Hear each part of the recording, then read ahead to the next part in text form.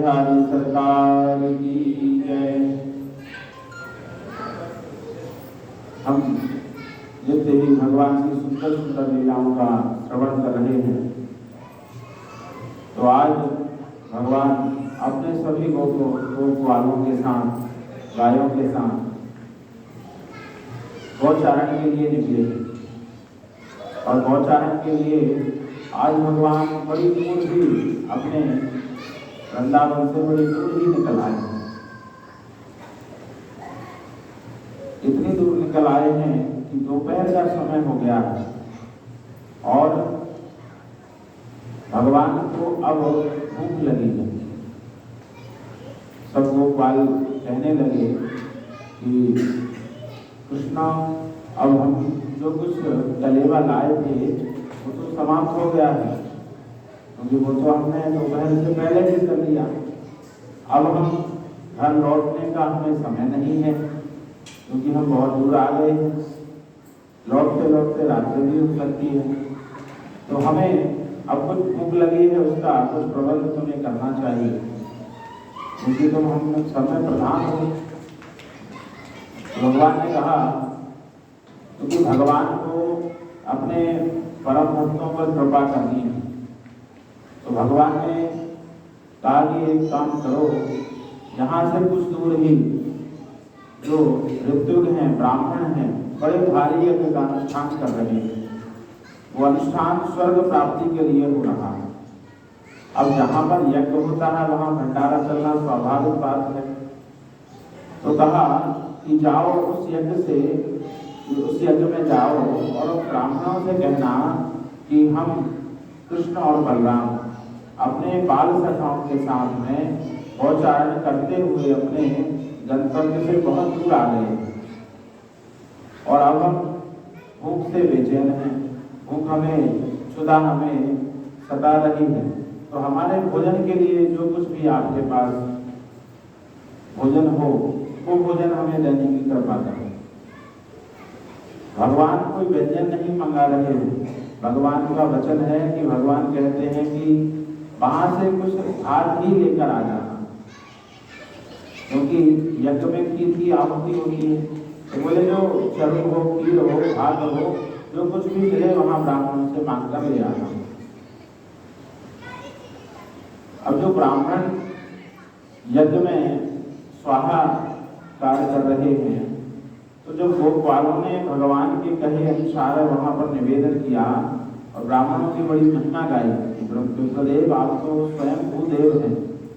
भूमि क्योंकि राम जी ने जो है भूमि भगवान राम ने विप्रों को दे दी, क्योंकि जो भूमि राक्षसों के अधिकार में थी, दुष्ट राजाओं के अधिकार में थी, उनसे जीत कर भगवान ने विप्रों को दान कर दी और भूमि के देवता ब्राह्मणों को बना दिया। तो वो गोपाले उन ब्राह्मणों से करबद्ध होकर निवेदन करते हैं, हे भूदेवता, हम हमारे सखाओं के साथ में हमारे पूज्य कृष्ण और बलराम के साथ में गौचारण के लिए आए हैं और कुछ दूर ही दोनों हमारे जो नैनाभिराम हैं, हमारे प्यारे कृष्ण और बलराम हैं, वो वहाँ पर दूर ही हैं और हम सभी को बहुत जोरों की भूख लगी है। आपके यहाँ भोजन का प्रबंध हो तो हमें दे दीजिए, ये आपसे निवेदन है, क्योंकि आप तो बड़े कृपालु, बड़े दयालु हैं। इतना बड़ा यज्ञ का आपने आयोजन किया। अब उन ब्राह्मणों में जो है अपनी विद्या का अभिमान था और उन्होंने सोचा यदि हम गोपालों को भोजन देंगे तो हमारे इस पूजन में विच्छेद हो जाएगा।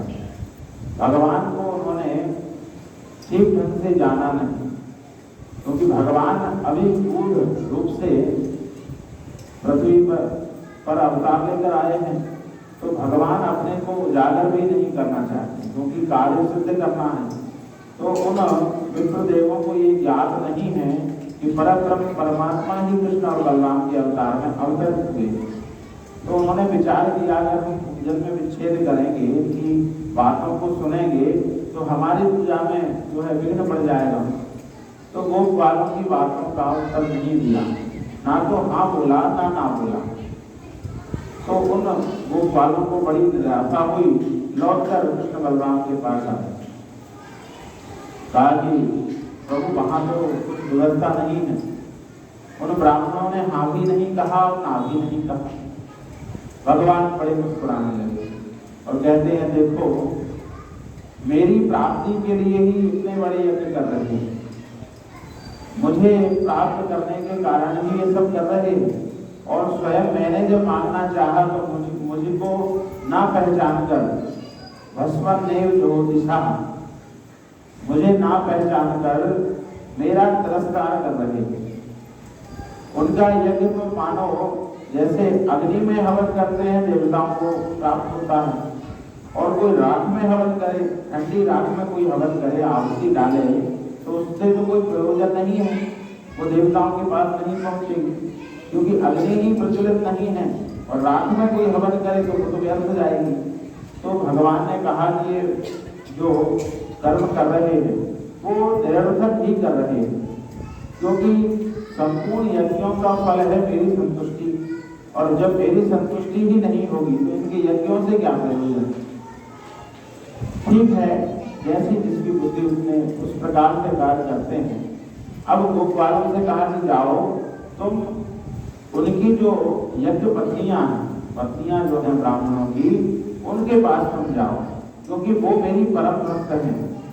और उनके पास जाकर जब तुम कहोगे कि कृष्ण बलराम ने भोजन मंगाया है, तो वो स्वयं भोजन लेकर आएंगे। गोपालों का बड़ा आश्चर्य हुआ कि देखो, उन भूदेवों को ये ज्ञात नहीं है कि आप जो है परम ब्रह्म हैं, और उन यज्ञ पत्नियों ब्राह्मणों की पत्नियों को ये ज्ञात है कि आप जो है अवतार लेकर आए हैं। तो कहा कि देखो, ब्राह्मण तो यज्ञ अनुष्ठान में समय ज्यादा देते हैं, तो उन्हें ब्रज की बातों का कुछ पता नहीं है, लेकिन देवियों में आप सब आपस में जो गाना फूसी होती रहती है ना, तो उससे उनको पता चल गया है कि मैं ही परब्रह्म अवतार लेकर आया। मेरे स्वरूप को उन्होंने जो सुना है, तो अपने हृदय पटल पर मेरी छवि पहले से बना रखी है, क्योंकि कोई भी बात जो है वो पुरुषों में बहुत कम चल पाती है, देवियों में बहुत ज्यादा चलती है। एक दूसरे से जो है अच्छी बात हो, बुरी बात हो, वो सब एक दूसरे के संपर्क से बहुत बड़े विशाल समुदाय को पहुंच जाती है। तो कहा कि देवियों को मेरे स्वरूप का ज्ञान है। जब वो गोप वाले उन देवियों के पास पहुंचे, उनसे भी वही उन्होंने विनय किया कि माताएं, आप ब्राह्मण देवों की पत्नियां हैं, यज्ञ पत्नियां हैं, आप यज्ञ में परिनिष्ठित हैं, तो आपसे हम कुछ भोजन की याचना कर रहे हैं। तो जैसे ही इन्होंने कहा कि कृष्ण और बलराम को भोजन की आवश्यकता है, वो तो उनके बातों पर ही खुश हो गई, क्योंकि वो तो भगवान के स्वरूप को देखना ही चाहती थी। भगवान के गुणानुवादों को सुना है जिन्होंने, अब स्वयं उनके दर्शन पाने का अवसर उन्हें प्राप्त हुआ है, तो वो स्वयं बड़ी आह्लादित हो गई, और जितना भी भोजन पकवान बनाया था यज्ञ के लिए, उन सभी देवियों ने अपने अपने इष्ट को प्रिय जो लगता है, अपने अपने इष्ट को, भगवान कृष्ण को उनके अनुसार जो कुछ वो देना चाहते हैं, उसके अनुसार व्यंजनों का थाल ले लेकर दौड़ पड़ी। जब उन ब्राह्मणों ने देखा कि ये देवियां ग्वालों के साथ कहाँ जा रही हैं, तो उनको रोकना चाहा, तो वो उनकी बात का भी उनकी बातों पर नहीं रुकी, और अब भगवान कृष्ण के समीप आ गए। भगवान कृष्ण ने कहा, स्वागत है आप सभी देवियों का, आप सभी माताओं का स्वागत है। मेरे लिए आपने इतना प्रेम दर्शाया, इसके लिए मैं आपका कृतज्ञ हूँ। अब उन ब्राह्मण पत्नियों ने जो भगवान का स्वरूप सुन रखा था, स्वयं भगवान को जब उन्होंने देखा, तो उनके चित्त में उनके ही चरणों में अपने चित्त को लगाकर और निर्विशेष नयनों से निरंतर भगवान को निहारने लगी। जो कुछ भोजन कुछ लाई थी वो सब भूल गई, और भोजन का थाल वही है, भगवान से कहती भी नहीं है कि भोजन पाइए, और भगवान को एकदम पलक से देखती और चित्रलिखी सी खड़ी रह गई। तो भगवान ने ही कहा कि देवियों, हमें बड़े जोरों की भूख लगी है, आप भोजन लेकर आई हो, लेकिन हमें आज्ञा तो दीजिए हम भोजन करें। तो वो सभी मिलकर भगवान को भोजन करवाने लगे। अब भगवान ने कहा, बहुत सुंदर आपने हमें भोजन कराया, अब जो आप जहां से आई थी देवियां वहां लौट जाएंगी। तो यज्ञ पत्नियां, ब्राह्मण पत्नियां कहती हैं कि प्रभु, आप तो संपूर्ण जगत के स्वामी हैं, आपसे कुछ छुपा नहीं है। जब से हमने आपके गुणानुवादों को सुना है, तब से हम आप में ही अपने चित्त को रमा चुकी हैं। शरीर से हम यज्ञ कर रही हैं, लेकिन मन और चित्त तो आपके चरणों में ही रमा हुआ है। और अब आप कहते हैं हम लौट जाएं। क्या श्रुतियों में आपका वचन नहीं है कि जो मुझे एक बार पा लेता है वो संसार में पुनः नहीं लौटता? वो बात क्या झूठी है? बता दीजिए, वो बात झूठी हो तो हम फिर से संसार में लौट जाएं।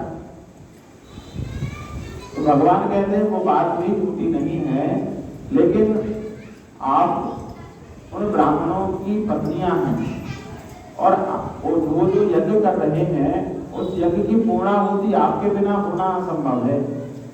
तो आप मेरे आज्ञा से लौट जाइए। मैंने आपको स्वीकार किया, और आप जब अपना ये सांसारिक प्रपंच छोड़ देंगी, ये शरीर जब आप त्यागेंगी, तो आप सीधे मुझ में विलीन हो जाएंगी। ये मैं आपको वरदान देता हूँ। लेकिन जब तक आपको ये शरीर मिला है, तब तक आपका इस शरीर से जिससे भी आपका नाता है, उस नाते को निर्वाह करते रहिए, मुझ में चित्त लगाकर। हमेशा मुझ में चित्त लगा रहेगा, और आप अपने परिवार में भी रहेंगे। तो वो पत्नियां कहती हैं कि देखो, संसार की ये रीत है कि हम एक बार अपने घर द्वार को छोड़कर आ गई हैं, तो पुनः उस घर में कैसे जाएंगे? क्योंकि अब हमें जो जिन बच्चों को हम छोड़कर आए हैं, वो बच्चे हमें स्वीकार नहीं करेंगे। जिन पतियों को हम त्याग कर आए हैं, वो पति हमें स्वीकार नहीं करेंगे। भगवान कहते हैं इतनी सी बात, चलो मैं आशीर्वाद देता हूँ कि वो पति और वो पुत्र की बात तो छोड़ो, संसार में हर जगह आपकी कीर्ति हो जाएगी, क्योंकि आपने मुझे भोजन पवाया है। तो माताओं, आपकी कभी अपकीर्ति नहीं होगी। और जैसे ही आप अपने परिवार में जाएंगी, आपको पहले जो आपका सम्मान था उससे अधिक आपका सम्मान किया जाएगा। जब यज्ञ पत्नियां यज्ञ छोड़कर भगवान के लिए भोग लेकर दौड़ी, तो उन ब्राह्मणों की जो है निद्रा बंद हुई। जो उनकी अज्ञान रूपी निद्रा थी, उससे वो जागृत हुए, और उनको ध्यान आ गया कि ये तो हम जिसके लिए यज्ञ कर रहे हैं वही परमात्मा है। जभी तो हमारी यज्ञ पत्नियां दौड़ी दौड़ी चली गई। अब अपने आप को धिक्कारते हैं कि हमने जितने पाठ अनुष्ठान किए, जितने ग्रंथों का अध्ययन किया, भगवान को खोजने के मार्ग इतने हमने सुझाए, लोगों को दिखाए, और हम स्वयं भगवान को पाने में असफल रहे।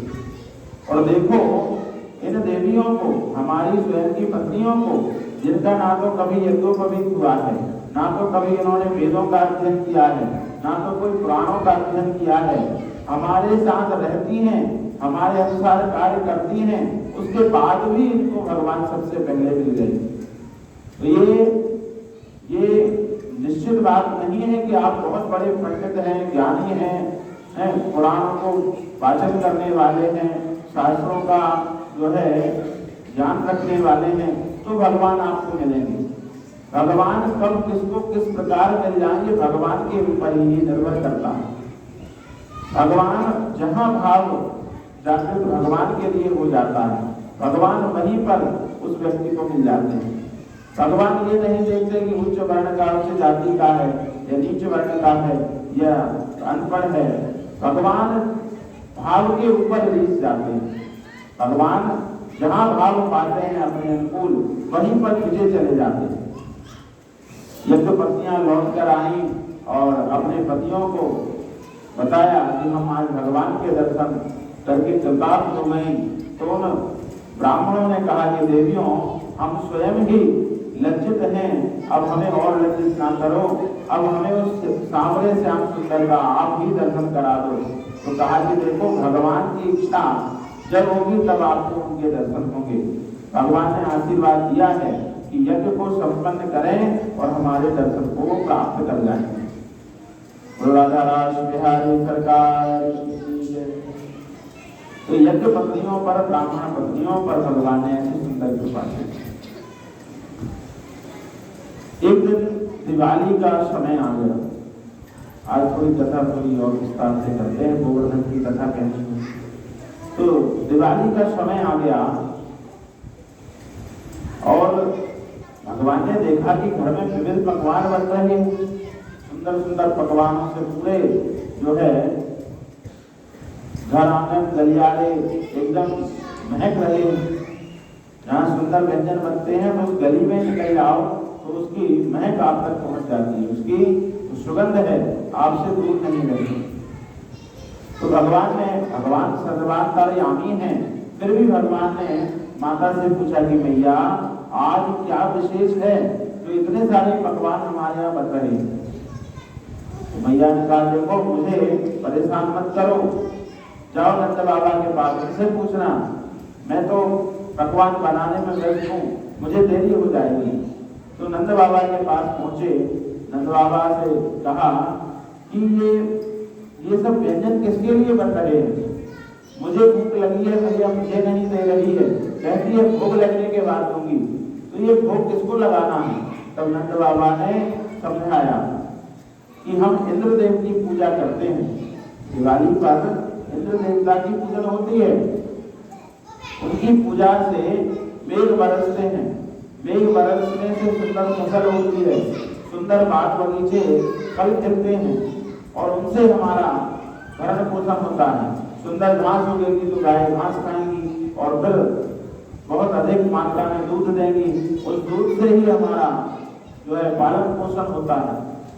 तो ये उन्होंने बताया कि पर्जन्यो भगवान इंद्र, उन्होंने मेघों के देवता इंद्र की हम पूजन करते हैं। तो भगवान ने कहा तो क्या हम इंद्र की पूजन नहीं करेंगे तो वो जल नहीं बरसाएंगे? तो बाबा ने कहा कि बेटा तेरी बातें बड़ी गोल मटोल होती हैं, तो इतने तर्क करता है कि हमारी बुद्धि भी चकरा जाती है। देखो हम ये पूजन अपने पुरखों से करते आ रहे हैं और हम ये नहीं जानते कि पूजन ना करने से जल ना बरसाएंगे। तो भगवान कहते हैं कि देखो कोई न काउ सुख दुख कर दाता, निज कृत कर्म भोग सब दाता। भगवान कहते हैं कि देखो कोई किसी को देता लेता नहीं है, अपने कर्मों के अनुसार मनुष्य सुख और दुख भोगता है। ये जो प्रकृति का संतुलन है ये तो चलता रहता है। अच्छा तुम्हें विश्वास ना हो तो इस वर्ष हम इंद्र की पूजन ना करके देखें, शायद हम पूजन करते जा रहे हो और इंद्र हमारी पूजन स्वीकार ही ना करते हो, इंद्र तक हमारी पूजन पहुंचती ही ना हो। तो नंद बाबा ने कहा कि कन्हैया मैं तो तेरी बात से पूर्ण रूप से सहमत नहीं हूँ। और नंद बाबा ने अपने और सखाओं के साथ उस बात पर विमर्श किया। तो बात ठीक होने में ही दिवाली का जो समय था वो निकल गया, दिवाली का समय निकल गया जिस पर इंद्र की पूजन होती है। और इंद्र ने जब देखा कि ग्वालों ने हमारा पूजन नहीं किया है तो इंद्र क्रोधित हो गए, बोले क्यों हमारा पूजन क्यों नहीं हुआ, पता करो। तो कुछ इंद्र के देवता इंद्र के वहां से पृथ्वी पर आए और देखा उस जहां सभा हो रही थी वहां पर भेष बदल कर बैठ गए। तो भगवान अपना प्रस्ताव रखते हैं कि देखो हमारा जीवन गोवर्धन नाथ के आसपास ही बीतता है, गोवर्धन नाथ की तलहटी में सुंदर घास हम पाते, हमारी गाय पाती हैं और उनसे हमारी गाय पुष्ट होती है। गोवर्धन नाथ की तलहटी में जो सुंदर वृक्ष हैं उनसे हम फल पाते हैं। अब इसमें इंद्र देवता क्या करते हैं? हमें तो गोवर्धन नाथ की पूजन करनी चाहिए क्योंकि गोवर्धन नाथ की वजह से, गोवर्धन नाथ के आश्रय से ही हम लालित पालित हो रहे हैं। तो अब कुछ बाल तैयार हुए, कुछ तैयार नहीं हुए। तो लोगों ने कहा कि भैया इंद्र की पूजन तो अब हो नहीं पाएगी क्योंकि समय निकल गया है, तो अब इस कृष्ण की बात मानकर हम गोवर्धन नाथ को ही इस वर्ष पूज लेते हैं। तो सबकी सहमति बन गई गोवर्धन नाथ को पूजने का। तो जो भोग इंद्र के लिए बनाया था अगले दिन वही भोग सब लेकर गोवर्धन की तलहटी में पहुंच गए और भगवान एक स्वरूप से गोवर्धन पर्वत में विराजमान हो गए और दूसरे स्वरूप से भगवान स्वयं पूजन करने के लिए पहुंच गए। अब गोवर्धन नाथ की पूजन कैसे होगी? तो भैया कन्हैया तुम ही बताओ कैसे हो। तो कहा कि सबसे पहले किसी भी देवता का आवाहन ध्यान किया जाता है। तो सब हाथ जोड़ लीजिए, आंख बंद कर लीजिए। तो सबने हाथ जोड़कर गोवर्धन नाथ को सुंदर प्रार्थना गोवर्धन नाथ की की। अब क्या करें भैया? बोले अब एक काम करो, स्नान कराओ। तो इतने बड़े 7 कोस के गोवर्धन, 21 किलोमीटर के गोवर्धन को स्नान कैसे कराएं? तो बोले जाओ जमुना जी से जल भर भर कर गोवर्धन को नहलाओ। तो यमुना जी है वृंदावन में, गोवर्धन नाथ है गोवर्धन में। तो अब इतनी दूर से जल भर भर कर, कलशों का जल भर भर कर वाले दौड़ दौड़ कर लाए, लेकिन इतने बड़े गोवर्धन महाराज का स्नान कैसे होगा?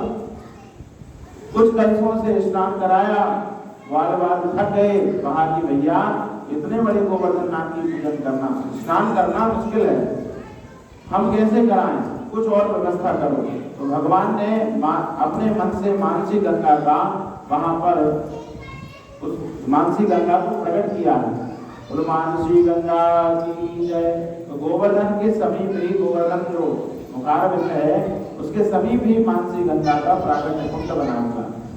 तो उस मानसी गंगा से जो गंगा प्रकट हो गई, तो गंगा जी जब प्रकट हो गई तो उनको स्नान कराने में कोई भी परेशानी नहीं हुई। सुंदर गोवर्धन नाथ को स्नान कराया गया।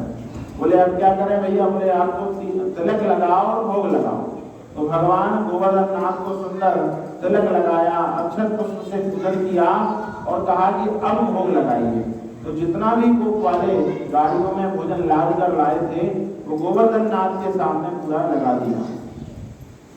अब गोवर्धन नाथ जो है भगवान कृष्ण ही दूसरे अवतार में गोवर्धन पे विराजमान हो गए और कहा कि लाओ ब्रजवासियों को।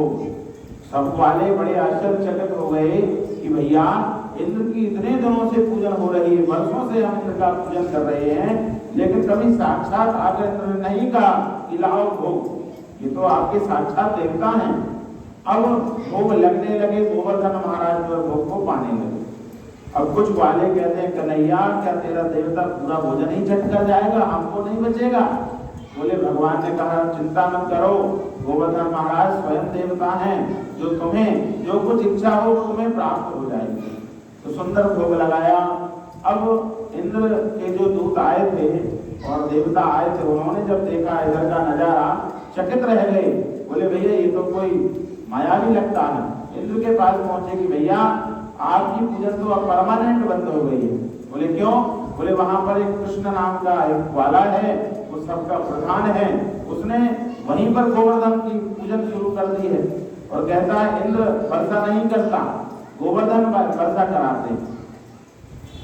इंद्र ने कहा कि अब एक काम करो, इन्हें वर्षा का भय नहीं है तो इनको वर्षा से ही डुबाएंगे। ये कहते हैं हम वर्षा नहीं कराते तो अब हम वर्षा अवश्य ही कराएंगे। सांबर तक सबसे खतरनाक मेघ जो बहुत तीव्रता से बरसते, उनको आदेश दिया कि जाओ पूरे ब्रज को जल से मग्न कर दो। तो बड़े वेग से सांबर तक मेघ गिरने लगे और मेघ आपस में टकराने लगे, तो बहुत बड़ी मूसलाधार बारिश ब्रज पर होने लगी। जो ब्रज भूमि थी वो जल में मग्न होने लगी। अब वो वाले घबरा गए कि भैया देख ले, हमने तो तुझसे पहले ही कहा था कि इंद्र का जब पूजन नहीं होगा तो वो हम पर क्रोधित हो जाएगा।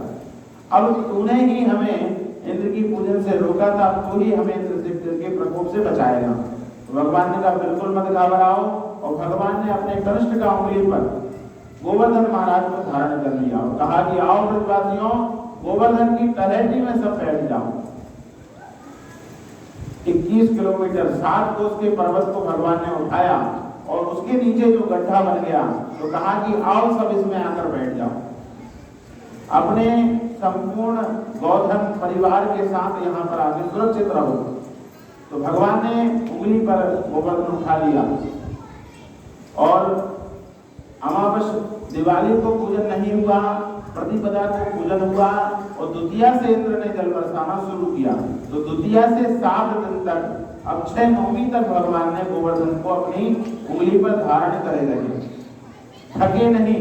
ब्रजवासियों ने कहा कि भैया हम भी सहारा लगाएं, तो भगवान ने कहा अच्छा आप भी सहारा लगा दो। तो सभी ने अपनी लाठी डंडे उस पर्वत के नीचे लगाए। तो भगवान ने जो ही थोड़ा सा अपनी उंगली को ढीला किया, सबके डंडे चटाचट टूट गए। फिर सब घबरा गए, अरे भैया कन्हैया तो ही संभाल इस पर्वत को। तो भगवान ने बिना हिले 7 दिन तक उस गोवर्धन पर्वत को अपने उंगली पर धारण किया। अब इंद्र का जितना भी जल का जो एक स्टॉक था वो सब समाप्त हो गया। मेघ भी जो है बरस बरस कर परेशान हो गए, लौट गए कि प्रभु अब हमारे पास ही पानी नहीं बचा, कितना बरसेंगे।